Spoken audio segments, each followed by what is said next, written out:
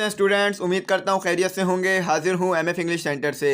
तो आज जो हमारी एक्सरसाइज है वो है एक्सरसाइज नंबर 2 और जो यूनिट है वो है 6.1 और जो ये चैप्टर है वो है the rule of women in Pakistan creation and development. तो स्टूडेंट, एक्सरसाइज शुरू करने से पहले मैं आपको बताता चलूँ कि मैं एक्सरसाइज नंबर 1 पे वीडियो अपलोड कर चुका हूँ और इस चैप्टर पे भी वीडियो अपलोड कर चुका हूँ। तो अगर आपने वो नहीं देखा है तो वो ज़रूर देख लीजिएगा, क्योंकि तमाम की तमाम एक्सरसाइज जो हैं चैप्टर से रिलेट करती हैं।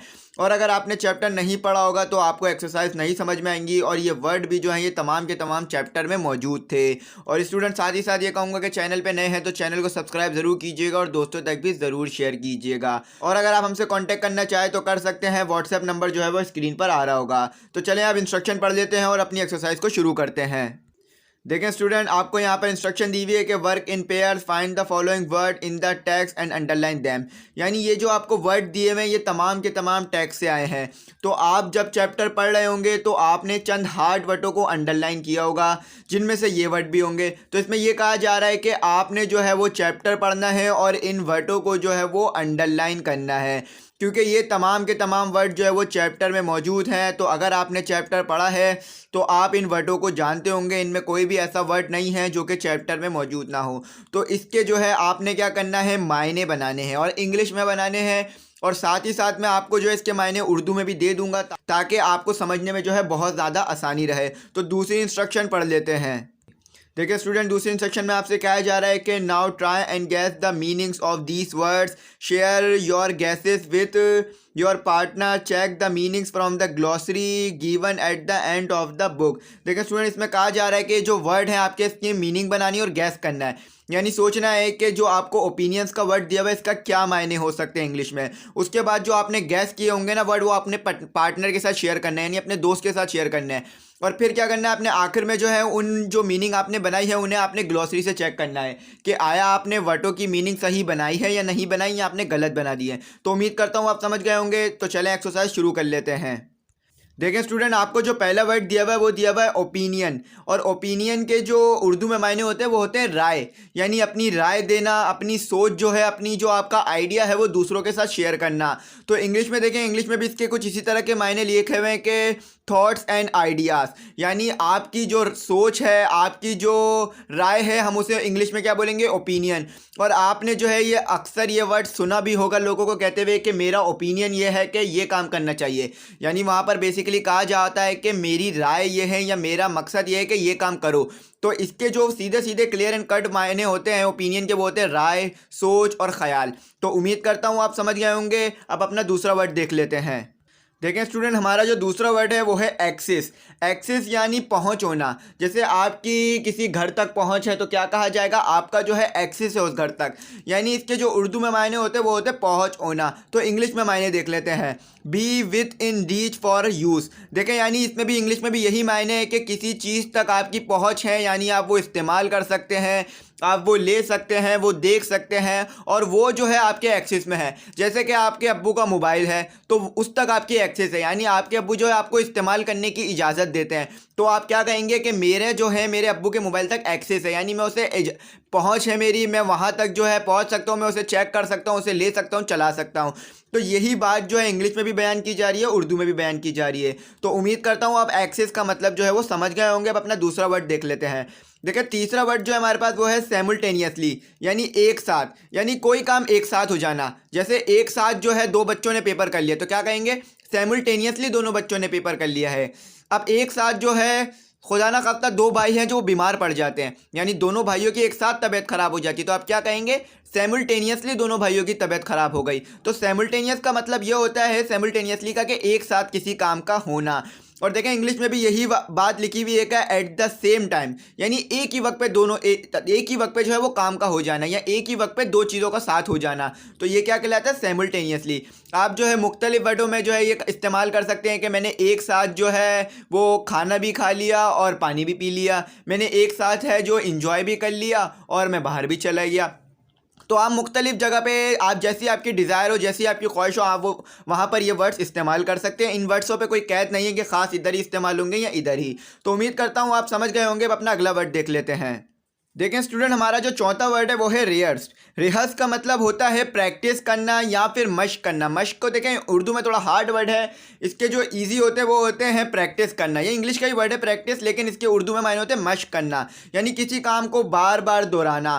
तो रिहर्स का लफ्ज़ भी जो है वो चैप्टर में इस्तेमाल हुआ था, तो इंग्लिश में भी यही कुछ मायने लिखे हुए हैं कि to practise privately what one is doing to say or do let go, यानी आप जो है एक ही काम को जो है प्राइवेटली या सबके सामने करते रहें ताकि आप उसमें अच्छे हो जाएं। आप किसी भी चीज़ की जितनी अच्छी रिहर्स करेंगे या प्रैक्टिस करेंगे तो आप उस चीज़ में उतना ही अच्छा होंगे, ये बात तो हर कोई जानता है।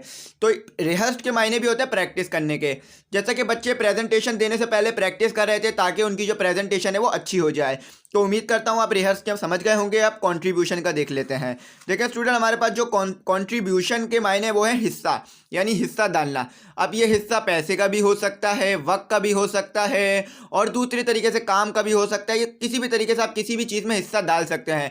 जैसा कि कायदे आज़म ने, अल्लामा इकबाल ने अपना हिस्सा डाला पाकिस्तान के बनने में। अब ऐसा तो नहीं उन्होंने चंदा दिया और पाकिस्तान बन गया, नहीं, बल्कि अपना वक्त दिया, अपना पैसा दिया, अपना सबसे कीमती जो है वक्त दिया, ताकि और अपनी जो है एनर्जी सर्व की और अपने कलम से लोगों को उजागर किया। तो उन्होंने जो है वो कंट्रीब्यूशन किया ना।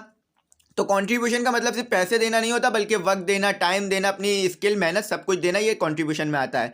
तो इसके भी देखें इंग्लिश में भी कुछ यही लिखा हुआ है, टाइम, मनी, एफर्ट और skill given for a cause, यानी वक्त दिया जाए, पैसे दिए जाए, जद्दोजहद की जाए, अपनी हुनर दिया जाए किसी खास वजह के लिए। जैसे कि पाकिस्तान के लिए कायदे आज़म, अल्लामा इकबाल और दूसरे रहनुमाओं ने जो है अपना वक्त दिया, चीज़ें दी। तो इसका मतलब होता है कि अपनी चीज़ों को देना, कंट्रीब्यूशन। तो उम्मीद करता हूँ समझ गए होंगे।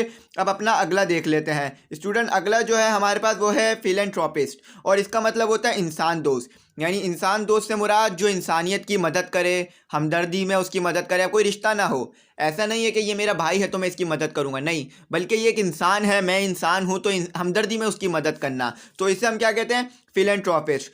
इसमें देखें मायने भी इंग्लिश में यही लिखे हुए, a person who support good cause specially by giving money, यानी दूसरे इंसान की मदद करना, चाहे आप पैसे से करें या किसी को कोई कंबल दे दें, किसी को कोई खाने की चीज़ दे दें, या किसी को खुश कर दें, तो ये भी एक इंसान दोस्त काम होगा। आप किसी की मदद कर रहे होंगे। तो उम्मीद करता हूँ आप ये समझ गए होंगे कि फिलैंथ्रोपिस्ट वो शख्स होते हैं जो कि दूसरों की मदद करते हैं। और ये वर्ड भी जो है आप आम इस्तेमाल कर सकते हैं। रिनोन्ड, यानी जाने पहचाने। रिनोन्ड के मतलब होते हैं जाने पहचाने, मशहूर।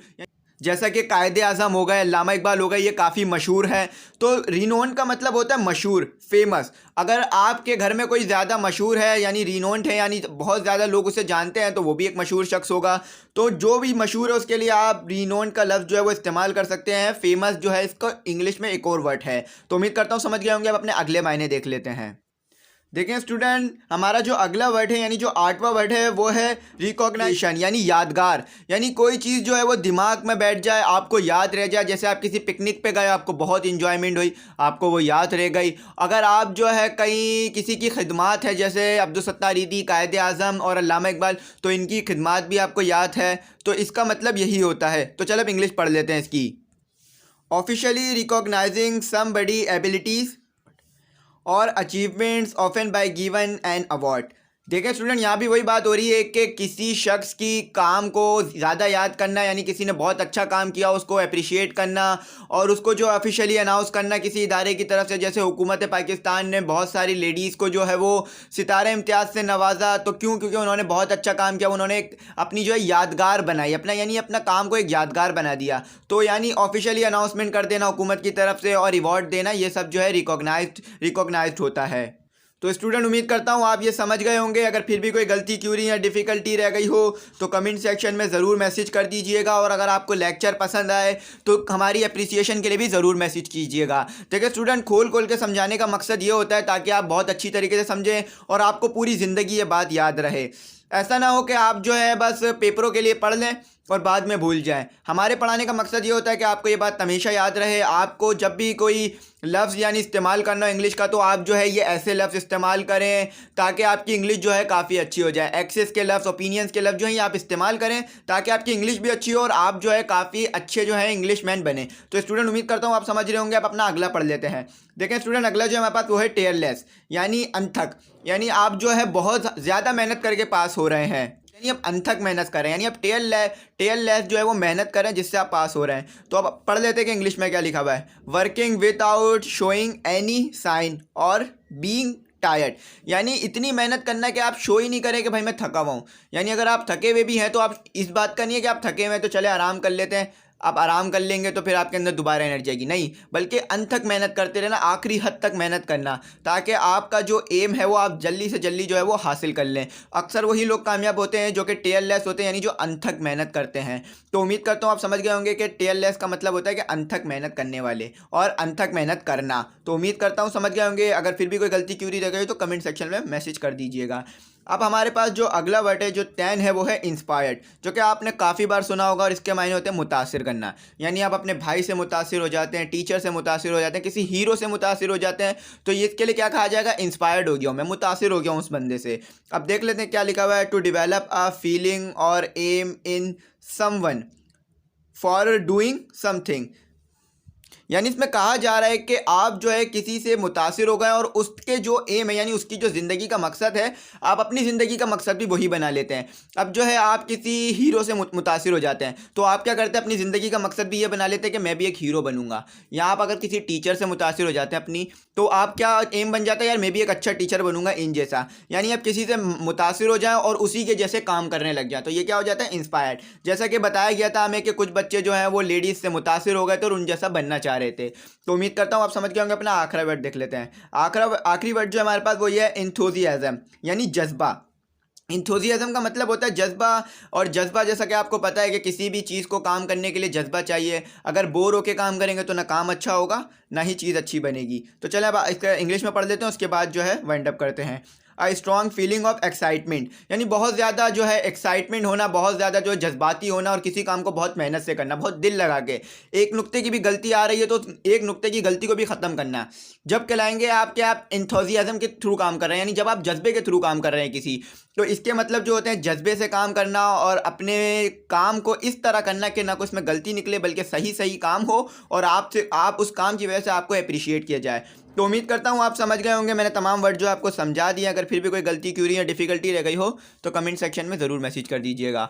और अगर वीडियो अच्छी लगे तो भी मैसेज कीजिएगा। और आखिर में कहूँगा कि चैनल को सब्सक्राइब और लाइक ज़रूर कीजिएगा और बेल आइकन को भी ज़रूर प्रेस कीजिएगा। और अगर कांटेक्ट करना चाहे हमारे कोचिंग से मुताल्लिक किसी और मुताल्लिक तो कर सकते हैं। व्हाट्सएप नंबर स्क्रीन पर आ रहा होगा। Thanks for watching.